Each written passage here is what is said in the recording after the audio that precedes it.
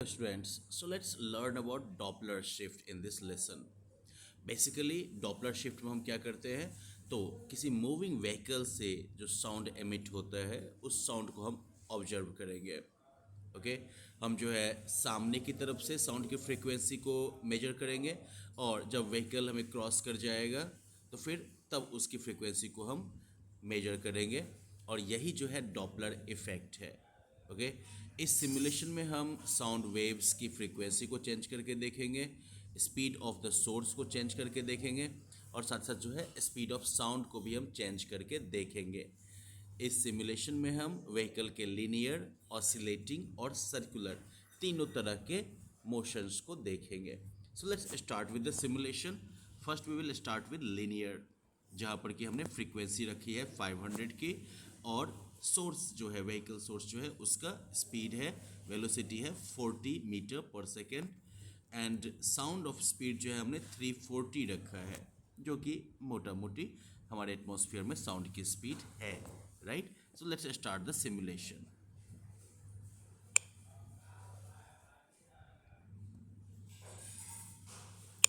अब देख सकते हैं कि यहाँ पर जो है मैंने फ्रीक्वेंसी जो साउंड की एक्चुअल फ्रीक्वेंसी जो है वो 500 रखी है, लेकिन जब ये गाड़ी इस इंडिविजुअल की तरफ आ रही है तब जो है ये ऑब्जर्व फ्रीक्वेंसी कितनी होती है, 565.5।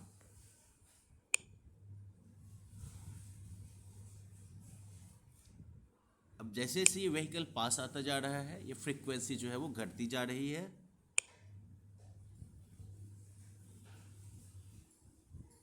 Like 500 metre away.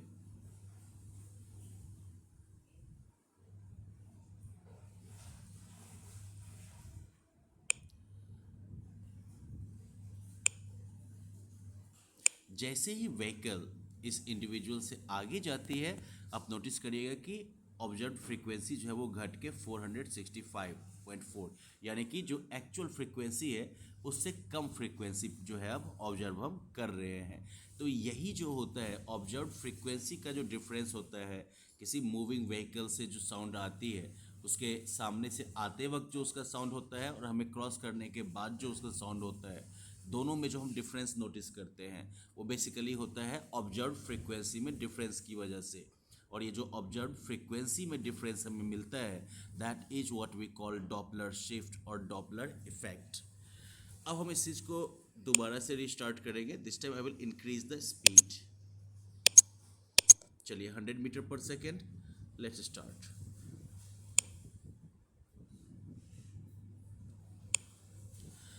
जैसे ही हमने स्पीड को बढ़ाई, अब देखिएगा कि डॉपलर शिफ्ट भी जो है वो ज़्यादा प्रोनाउंस्ड हो गया है या ज़्यादा जो है नोटिसिएबल हो गया है। राइट, अब सामने से आ रहे इस गाड़ी में गाड़ी के साउंड का जो है ऑब्जर्व फ्रीक्वेंसी जो है वो अबव 700 हमें दिख रहा है। जैसे जैसे ये गाड़ी पास आती जाएगी ये फ्रीक्वेंसी जो है वो घटती जाएगी और जैसे ही ये गाड़ी क्रॉस करेगी ये फ्रीक्वेंसी जो है वो एक्चुअल से भी कम हो, देख रहे हैं यहाँ पर फ्रीक्वेंसी जो है वो घटती जा रही है। Now let's restart this. This time I am going to increase the speed even further. I am going to take it to 200, जो कि एक जेट एयरप्लेन के टेक ऑफ वगैरह के टाइम की स्पीड हो सकती है शायद। So let's start the simulation. अब यहाँ आप देख रहे हैं कि स्पीड जैसे ही बढ़ी डॉपलर इफेक्ट और ज़्यादा जो है प्रोनाउंस्ड हो गया कि यहाँ पर ऑब्जर्व फ्रीक्वेंसी जो है वो 1100 से भी ज़्यादा दिखा रहा है, 1100 हर्ट्ज से भी ज़्यादा दिखा रहा है, जबकि हमने व्हीकल सोर्स के या साउंड के सोर्स की जो है स्पीड उसको बढ़ाकर 100 से 200 कर दिया है। राइट, फ्रीक्वेंसी हमारी एक्चुअल जो है सोर्स फ्रीक्वेंसी वो 500 ही है, लेकिन डॉपलर इफेक्ट की वजह से यहाँ पर जो है ये फ्रीक्वेंसी 1100 से ज़्यादा दिख रही है और जब ये क्रॉस करेगी देखिए इसके फेडिंग का रेट भी जो है उतना ही तगड़ा होता है, उतना ज़्यादा ही तेज़ी में ये फेड भी कर रहा है कि जैसे ही सोर्स जो है वो क्रॉस करता है ऑब्जर्वर को तो फ्रीक्वेंसी जो है वो 500 से काफ़ी घट जाती है यहाँ पर।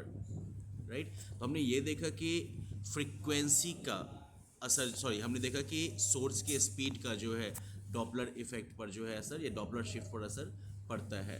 Now we are going to do one thing, we are going to keep the speed 200 and in this session now we are going to manipulate the frequency at the source.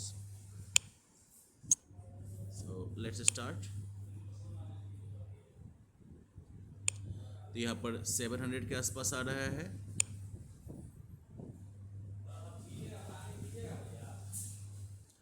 और क्रॉस करने के बाद देखिए ये below 5। अब यहाँ पर ये भी ऑब्जर्व कर सकते हैं कि व्हीकल के सामने की तरफ की जो वेवलेंथ है वो जो है कम है, जबकि पीछे की तरफ ये वेवलेंथ जो है वो बढ़ती जा रही है, राइट। अब हम क्या करते हैं कि इस वाले सिमुलेशन में now we are going to start it, restart it, और हम जो है फ्रीक्वेंसी को चेंज करते जाएंगे।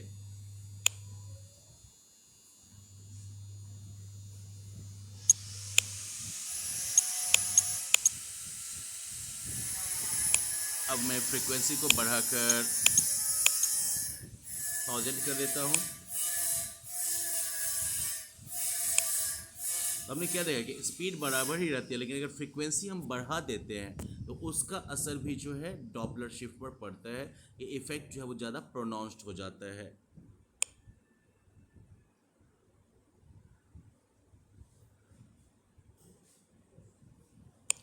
This time we are going to change the speed of sound, और इसमें हमने स्पीड ऑफ साउंड को 500 कर दिया है। ऑफ कोर्स ये नॉर्मली हमारे एटमॉस्फेयर में तो पॉसिबल नहीं होगा, बट लेट्स ट्राई दिस। तो स्पीड ऑफ साउंड बढ़ने का भी हम देखते हैं कि स्पीड ऑफ साउंड अगर बढ़ जाए तो in that case Doppler shift पर क्या असर पड़ता है ये हम यहाँ पर देख सकते हैं।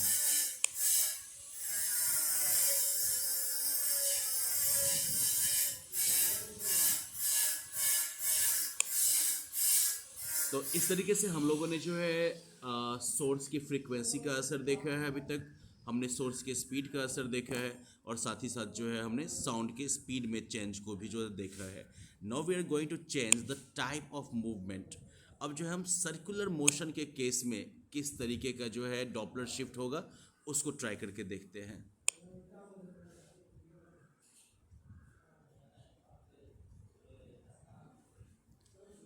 तो आप देख सकते हैं यहाँ पर कि वेव लेंथ में जो है काफ़ी इरेगुलर वेव लेंथ चल रही है, और पैटर्न जो बन रहा है उसमें कभी वेव लेंथ जो है वो कम हो रहा है, कभी वेव लेंथ जो है वो बड़ा हो रहा है, राइट, विच मीन्स कि फ्रीक्वेंसी भी जो है वो लगातार चेंज होती जा रही है। Now let's try oscillating.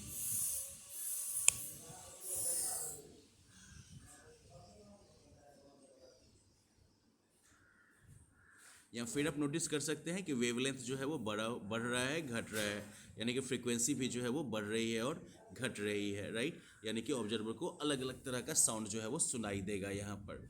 So well students, this was the simulation related to Doppler shift. Now let's have some practice. और आप इन क्वेश्चंस को आंसर करने की कोशिश करिएगा। वीडियो को आप पॉज करके क्वेश्चन का आंसर करके फिर आगे मूव ऑन कर सकते हैं।